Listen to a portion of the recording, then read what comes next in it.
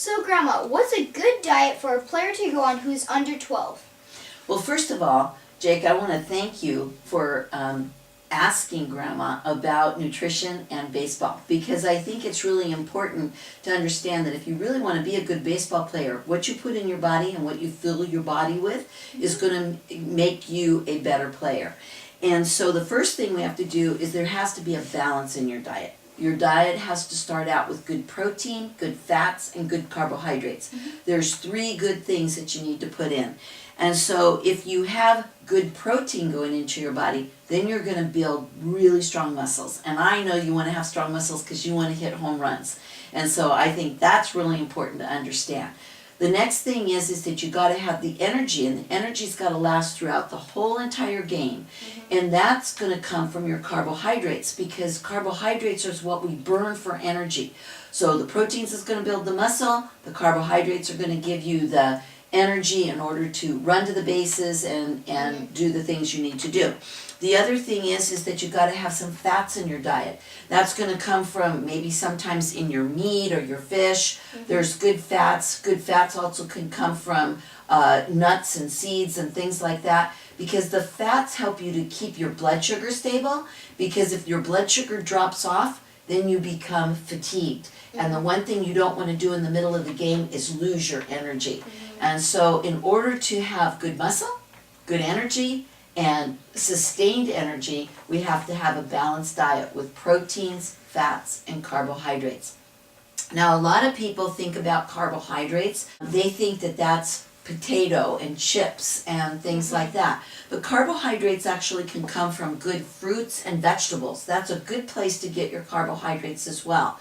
And your good proteins are going to come from your meats and fish and chicken and foods like that. And so those are all things that I think are going to help you to develop a good balanced diet.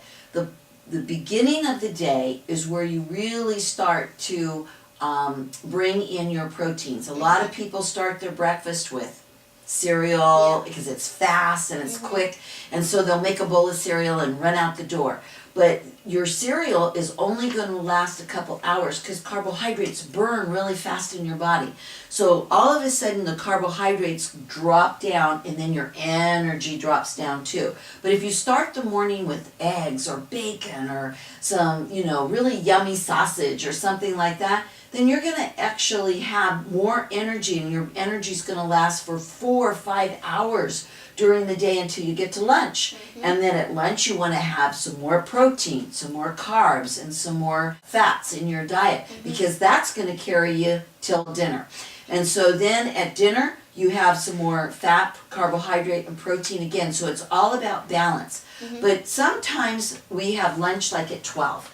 And then we have dinner at 6. And so there's 6 hours in between.